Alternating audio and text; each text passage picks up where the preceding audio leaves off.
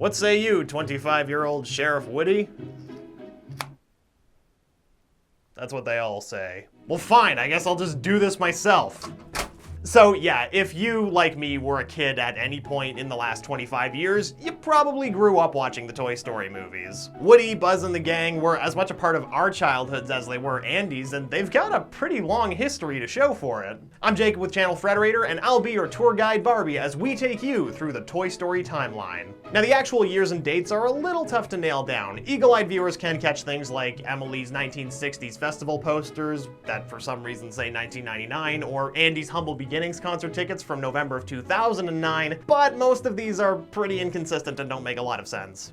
Just keep that in mind as we go to infinity and to the 1800s. Actually, wait, before we go, Woody, this is your last chance. Anything to say?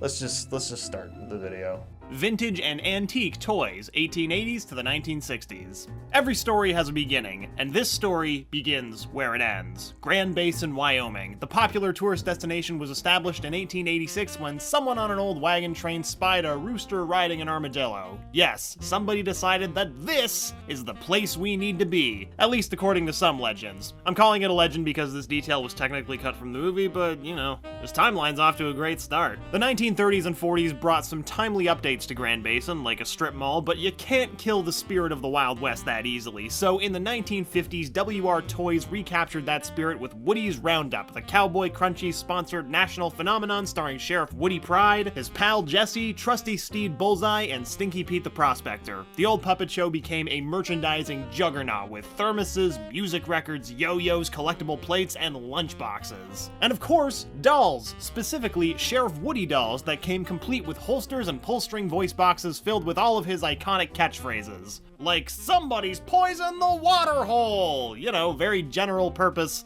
not at all context-specific lines. It was the golden age of the Western, but that gave way in 1957 with the launch of the real-life Soviet Union satellite Sputnik. The space race kicked off and astronauts left cowboys choking in the dust. It was official. Woody was a has-been.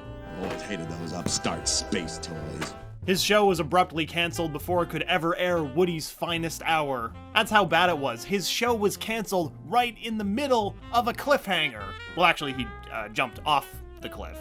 Fans, including a little girl named Emily who owned a Jessie doll, eventually moved on from Woody's Roundup, as we all tend to do with TV shows ending except Firefly. But before she did, Emily and Jessie were inseparable. She would take that doll with her everywhere, but of course, Emily got older and forgot about Jessie. Her interests evolved to other stuff. You know, makeup, music, psychedelic 60s bands like the Burtones and the Lemurs. Of course, those famous bands that are totally real and not made up. To be fair though, 60s rock is pretty sweet. Even Ken dolls kept up with the times and manufactured a 1967 groovy formal collection. But getting back to poor Jessie, she stayed in dusty limbo under Emily's bed for years until one day Emily found her and promptly donated her. Now some of you cartoon conspirators like myself still think that Emily was Andy's mom, and I'll admit that Andy's mom does have some 8-track tapes by the Lemurs at her garage sale in Toy Story 2, but we looked at this theory back in 2015, and Emily gave that theory 2.5 snakes in our boot out of 5, cause she's probably not. Sorry to crush your dreams. As seen on TV toys, 1970s to 1990s. As seen on TV toys and other ads boomed in the 1970s, promoting action figures like Transitrons and Canada's greatest stuntman, Duke Kaboom. One Christmas, or more specifically the day after Christmas, Boxing Day, it's a Canada-UK thing, look it up, a little boy named Régent got Duke Kaboom's wind-up stunt cycle, but it didn't do what the commercials said it did. You know, cause it's a commercial, it's not real. So of course, Régent ditched that piece of junk. A decade later, the 1980s brought new collections like Combat Carls, Giggle McDimpleses, Lots of Huggin' Bears, and of course the 1982 Winter Weekend Barbie collection. The biggest collection, though, was at Second Chance Antiques in Grand Basin. A woman named Margaret opened it in 1986, replacing one of those old 1930s furniture stores that had already burned through like 10 different owners. You know, it's one of those black holes of retail where you come home for the holidays and you see it and you're like, wait, that used to be a tea shop and now it's like a designer baby food place. There's no way it was always like that. Anyway, Second Chance became an asylum for old toys like Réjean's rejected Duke Kaboom, or someone like a Gabby Gabby doll with a dying voice box. Over the Tri-County area, one Lotso bear got left behind by his kid Daisy after a long drive with their parents. Daisy replaced the strawberry-scented stuffed animal with a new one, dooming her old Lotso, Chuckles the Clown, and horrifying Big Baby to a life on the streets. These vagabonds hitched a ride on a 1978 Pizza Planet truck and happened upon Sunnyside Daycare. Once there, they quickly seized power in the playroom and bent the system so that their inner circle would prosper while the other toys suffered. Lots of that happening in the 80s. Here's a picture of Ronald Reagan. Oh, how did that get there? Then in 1995, Waka Waka Toys released the coolest action figure ever, Buzz Lightyear. It was such a runaway hit that lots of retailers couldn't even meet the high demand. This toy had it all: locking wrist communicator, pulsating laser light, high pressure space wings, multi-phrase voice simulator, also available in Spanish. And you know a toy this cool got its own animated TV show in the real world. That's a real cartoon that exists. Well, it's not real, it's a cartoon, but you know what I mean. But you know, even though Buzz was the new hotness, some people still appreciated vintage toys, like Dennis Nedry. Literally just Wayne Knight, not even playing a character. Al McWiggin. The chicken man of Al's Toy Barn was accumulating all of the retro merchandise from Woody's Roundup. He kept his Bullseye, Emily's donated Jessie, and a mint-condition Prospector doll in storage for years as he searched eBid and yard sales for the Sheriff Woody that he needed to complete the set. Little did he know, it was right around the corner the whole time. Enter Andy Davis, a kindergartner with an active imagination and an old family toy. Woody was Andy's favorite, the hero of all of his make-believe adventures, and the inspiration behind his wall-to-wall cowboy decor. Woody saw Andy through all of his ups and downs, learning to ride a bike, skinning his knee, presumably also from said bike, getting a new baby sister Molly, and even whatever happened to his dad. Editor, can we include a scene missing graphic here? Andy loved Woody, and so did this Bo Peep lamp that Mrs. Davis bought baby Molly with attached porcelain shepherd and three-headed sheep. And as lamps do, Bo lit up the room and Woody's heart, and things were just the way they should be. Unless you're Neptuna and you get discarded by a poultry palace mere minutes after being opened. Andy's Toys, Toy Story, 2000. Wait, Toy Story took place 5 years from the future from when it came out? Finally, at his fated 8th birthday party, Andy Davis gets his own Buzz Lightyear toy. This guy, who hasn't even come to grips with the fact that he's a toy yet, drops like a bomb, blowing up Woody's comfy status quo as top toy. Soon enough, Andy gets buzzed. Nah, there's probably a better way to say that. Lightyear fever? Sure. Drawings, posters, bed sheets. Strange things are happening to Woody. He's getting phased out. Even the other toys start turning their backs on him, and with the Davis family's big move on the horizon, the timing couldn't be worse. One fateful evening, the sheriff discovers that Andy can only take one toy with him to Andy's beloved Pizza Planet. He knows he has to act. His scheme is simple: trap Buzz behind the desk so Andy can't find him. But it all goes awry when Woody accidentally knocks the Space Ranger out the window. Buzz falls, with a little less style than he's used to, into the bushes below, securing Woody's spot for the Pizza Planet trip. It's too bad the rest of the gang sees Woody as a murderer, especially since Andy lives right next to another kid named Sid Phillips who has a reputation for butchering and destroying toys. That's a big whoops. Buzz manages to grab a ride on the back of the car, however, and intercepts Woody at the gas station. The two proceed to throw hands, Cowboys versus Aliens style. That is, until Mrs. Davis drives away without either of them. You are a sad, strange little man. But it's all good. They hitch a ride in the Pizza Planet truck, apparently the freight-hopping standard for Lost Toys, and make it to the spaceport. Or pizza place if you're a normal person and not deluded in thinking that you're a space ranger. At long last, Woody and Buzz have Andy in their sights, but Buzz has different transport in mind. He spots a rocket. Well, he thinks it's a rocket, and rushes right into the literal and figurative claw of none other than Andy's vicious, toy-torturing neighbor, Sid. Sid brings his newest victim back to his den, fully intent on blasting Buzz into orbit with his new actual rocket, aptly named the Big One. With the Davis family mid-move and his friend's plastic on the line, Woody sets off to save Buzz. From here, there's a few mad scientist toy experiments, Sid's vicious dog Scud, and Mrs. Nesbit's existential crisis. You see the hat? I am Mrs. Nesbit. Finally, with Andy's move on the way and little time to spare, Woody hatches a last-ditch plan to save Buzz. And in doing so, Woody breaks the #1 rule of Toy Club: do not talk, full stop. So play nice. Do not talk. Don't do it. Not in front of humans. They actually break a few rules since this plan involved them just relentlessly screwing with people, but they do it. They also completely traumatize Sid in the process, but whatever, I'm sure he'll be fine. The chase to catch up with Andy's family is on, and while Woody makes it to the van, Buzz gets caught in a scrap with Sid's dog. But Andy's RC car generously volunteers to help get Buzz away from Scud. See, it's funny because Woody just tosses him into the road. Thinking his murderous rampage hasn't ended, the rest of Andy's toys also throw Woody into the street, leaving Woody, Buzz, and RC behind. Woody has a eureka moment, lights the fireworks fuse, blasting he and Buzz through the sky clear over the moving van. They land right next to Andy in the back seat where they belong, and Andy, being the most absent-minded child to have ever existed, never asks how they got there. That Christmas, the Davis family gets a little bigger, and Andy gets a Mrs. Potato Head to match his mister, and a new puppy named Buster. Al's Toy Barn, Toy Story 2, 2001. It ain't easy being Wheezy. Who's Wheezy, you may ask? He's a penguin who wheezes, that's all you need to know. Where was he in the first movie?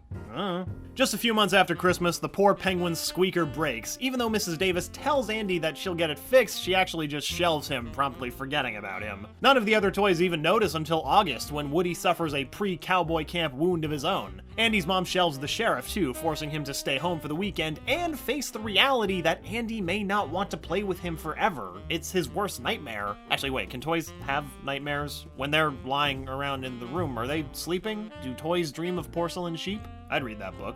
Anyway, Mrs. Davis brings Wheezy out for her yard sale, and it of course falls on Woody to save him. He and his trusty steed Buster boldly head to the front lines of the sale and bring Wheezy to safety, but at precisely 8:32-ish, Woody gets kidnapped by Al McWiggin. Al has finally found the missing piece of his set, and he is willing to steal for it. So, he does. He brings Woody back to his apartment across from the toy barn, where Woody meets the other members of the roundup. They tell Woody all about his backstory, which he apparently had zero knowledge of, and they're super pumped about Al's plan to sell them to the Kanishi Toy Museum in Japan. Kids could marvel at them for years to come. They would never be forgotten again. At first, Woody's reluctant to leave Andy behind, but after some sprucing up by the old dude from that Pixar chess short, he's ready for glory. By the way, the guy's name is Jerry, and the short is called Jerry's Game, not to be confused with Gerald's Game, which is a horror movie. Names are fun. Well, Buzz and the others don't know any of that, they just know that Woody needs some rescuing. Following a lead from the Al's Toy Barn TV commercial, they cross the road to get to the chicken on the other side and cause a crazy multi-car pileup in the process, causing literal thousands of dollars in collateral damage. Our heroes. While browsing the toy aisles inside, Buzz finds a kiosk for the new Buzz Lightyear utility belt accessory, as seen in the video game, but he accidentally awakens the Buzz Lightyear model inside. And we already know how Buzz Lightyears are straight out of the box, convinced that he's an actual space ranger.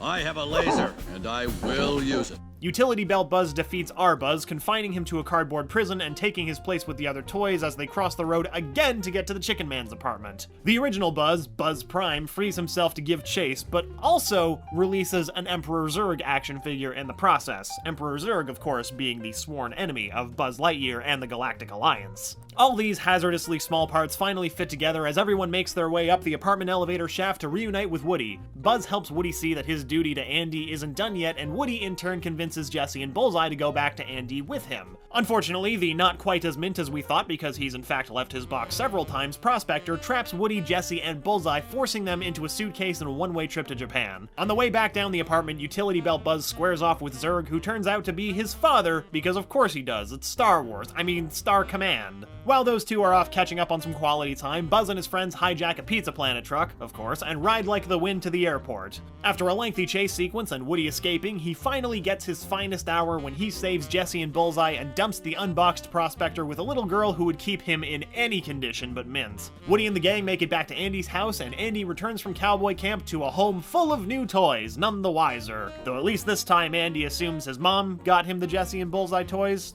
Oh wow, new toys! Cool! Thanks, Mom! I don't know what Mrs. Davis thought, though. She probably thinks it's ghosts or something. Lamp Life, 2001 to 2010. Bo Peep's lamp helped Molly when she was a baby, but she's already 2 around the time of the first movie, so one day, several years later, she decides that she doesn't need a nightlight anymore. On a rainy September night, Mrs. Davis gives Bo and her sheep away to a new little girl. Woody's in the middle of a classic rescue operation and gets totally blindsided by the news, so he and Bo only have a few precious minutes to say goodbye. For a moment, he even considers joining her, accidentally slipping into the box alongside Billy, Goat, and Gruff, becoming a lost toy. Those are the sheep's names, by the way. But this was during a time that Andy still needed him. The two say their goodbyes, it's a pretty emotionally destructive scene, and Bo Peep and her sheep go on to a new home. Sooner or later, that little girl outgrows her too. This time, Bo and her sheep end up at Second Chance Antiques in Grand Basin. There, they live the lamp life for a few years, watching the world pass them by, on the inside always looking out, waving through the window. Not actually, because she's a toy, but she's also got to deal with Gabby's creepy obsession with Margaret's granddaughter, Harmony. Eventually, Bo's had enough, so she flees the shop, stops living like a sheep, and starts living off the grid. Oh, and 4 years later, conjoined carnival prizes Ducky and Bunny get pinned up in the Star Adventurer booth, waiting to be won, as the traveling fun fair crosses the country from Kansas City to New Stanton Beach. As the years go by, Andy's friendship with his toys begins to die. His interests evolve to other stuff. Teenage boy stuff, you know, like cars and monster trucks and skateboarding and soccer and guitar. It's almost as if Andy was interested in like a little bit of everything so that the audience could project themselves onto him. It turned out Stinky Pete was right, and Randy Newman was wrong, as usual, Randy! You know, these movies are so fixated on Andy playing with toys, I wonder if he's got time to read books. He's a millennial. I'm sure he's got stuff to do and has a subscription to Audible instead. He'd be able to listen to similar stories about sentient toys like The Indian in the Cupboard by Lynn Reed Banks. It's a classic story about a toy coming to life, and you can listen to Lynn Reed Banks narrate it herself. Dean Koontz also has a toy story of his own called Oddkins, a fable for all ages. Toys come to life, go on an adventure, fight against evil toys, all that fun stuff. But this story has some darker twists than Woody and Buzz's journeys. I don't know how much darker it can get than almost being blown up by a rocket, but a horror writer like Koontz finds a way, naturally. Or if you're a Toy Story fanatic, then I recommend the Pixar Touch by David A. Price. It's an in-depth behind-the-scenes look at how John Lasseter, Steve Jobs, and a bunch of others created the animation studio that's given us so many classic films. You can start listening with a 30-day Audible trial, and your first audiobook plus 2 Audible originals are free. Visit audible.com/Channel Frederator or text Channel Frederator, all one word, to 500-500. One more time, that's audible.com/Channel Frederator or text Channel Frederator, one word, to 500-500. It's been a while since we've checked in on the toys. Hopefully not too much time has passed. Sunnyside Daycare, Toy Story 3, 2010. About a decade after the fiasco at Al's Toy Barn, it's time for a 17-year-old Andy to go off to college, but first he has to address the elephant in the room. What's he gonna do with all those old toys? After some consideration, he elects to take Woody to his dorm room at school as a sentimental piece and prepares the rest of the gang for attic mode. Unfortunately, his mom confused the trash bag of toys for a trash bag of trash. And I would reprimand Andy for this, but the last time I moved, I used trash bags exclusively, and it was the smoothest move I ever went through. That said, if your mom does mistake one lone trash bag for trash, that's kind of on you when she throws it on the curb. Sid, now fulfilling his life's purpose as a garbage man, nearly junks Buzz for a second time, but the gang escapes. They feel betrayed by the whole garbage mishap since they can't tell what Andy was doing through the garbage bag and figure they'd be better off donated to Sunnyside Daycare. Woody comes along for the ride to show them that they still belong with Andy, but the daycare actually isn't too bad. It's a toys haven, stocked with a rotating wheel of play-hungry kids. At least that's how it is in the butterfly room. The caterpillar room is toy hell, and the devils are toddlers. Under Lotso's tyrannical leadership, Sunnyside is a classist dystopia wherein old toys live large in the butterfly room while the new toys are trapped in the caterpillar room to be tormented. Wow, it's like nothing's changed in 30 years! Meanwhile, Woody has no idea what kind of trouble his friends are in because he gets snatched up by Bonnie Anderson, the 4-year-old daughter of the Sunnyside administrator. She brings him back to her house and plays with him, his first playtime in years. Woody figures that the others would be okay at daycare, but Bonnie's other toys burst his bubble when they tell him about Lotso's regime. So Woody does what Woody does best, a classic rescue operation. The prison break is nearly a success, too. Too bad Lotso ambushes the gang at the trash chute and they all end up at the Tri-County landfill. They bravely navigate a perilous conveyor belt and some shredders, but Lotso betrays them again, leaving them in the incinerator. Where's your kid now, Sheriff? Woody, Buzz, Jessie, and all of our beloved toys stare down the hellmouth of flames and accept their fates, joining hands as they prepare for their fiery demise. You know, fun for the whole family! And literally all of us cried back in 2010 because we were legitimately concerned that this was how it was going to end. But at the last possible second, the weird Pizza Planet aliens scoop them to safety with a giant industrial crane. Claw, sorry. Pizza Planet, truly the gift that keeps on giving, and further proof that pizza is the final evolution of existence. Woody and his friends are relieved that the attic won't be so bad compared to literally being burned alive. Still, they deserve a better future than old books and games. So Woody writes Andy a note, presumably an anonymous note that Andy naturally doesn't question, suggesting that they all be donated to Bonnie. With some hesitation, Andy delivers the box and introduces the gang, the small soldiers that saw him through the highs and lows of his childhood. And yes, that includes Woody. His watch over Andy is definitively ended.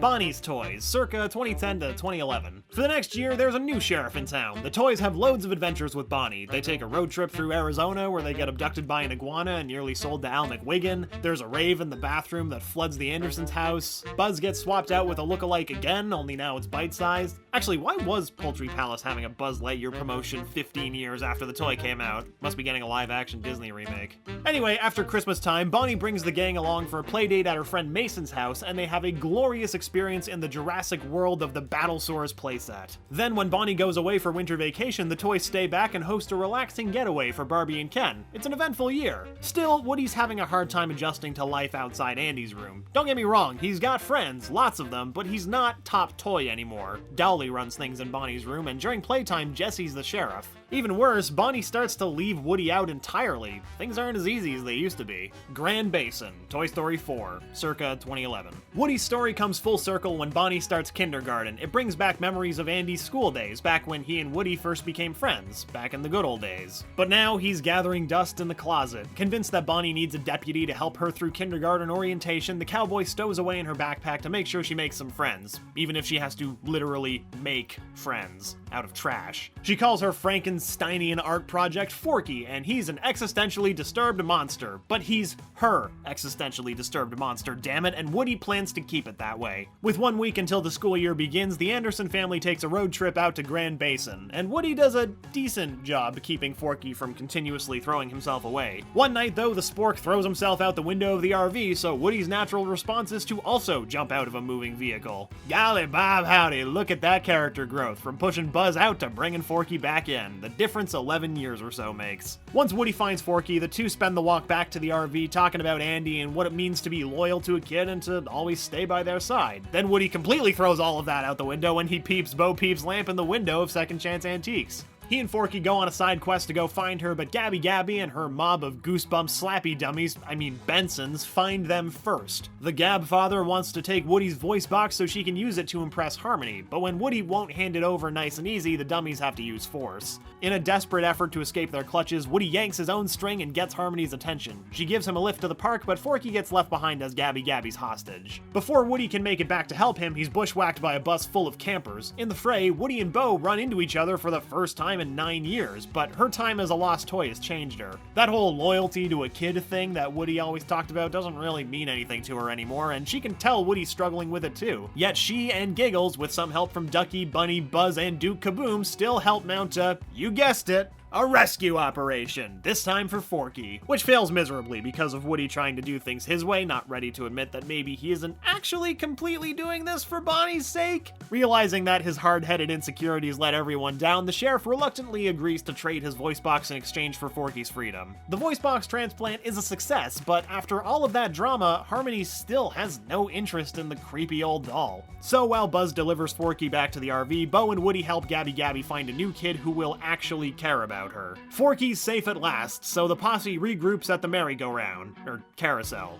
or whatever. But Woody is facing the same dilemma from 9 years earlier. Should he stay or should he go? This time, Buzz assures him that Bonnie will be just fine if Woody hits the road. The gang says their final goodbyes as Woody chooses to stay with Bo, living out his days as a lost toy. At least until Disney decides to make a Toy Story 5 in 10 years or whatever. So now that Woody's not part of the original gang, I feel like I'm gonna have an existential crisis. Not that that's any different from normal. I think I related a bit too much to Forky, honestly. Anyway, where does Toy Story go from here? Are we gonna follow Woody and Bo's adventures, or are we gonna check in with Buzz and the classic gang at Bonnie's house? I mean, personally, ideally, none of these things will happen because I thought the series was pretty well wrapped up by the end of Toy Story 3, and now especially 4, but what do you think? And also, thanks for watching. Again, I've been Jacob with Channel Frederator, and be sure to subscribe because, as always, Frederator loves you.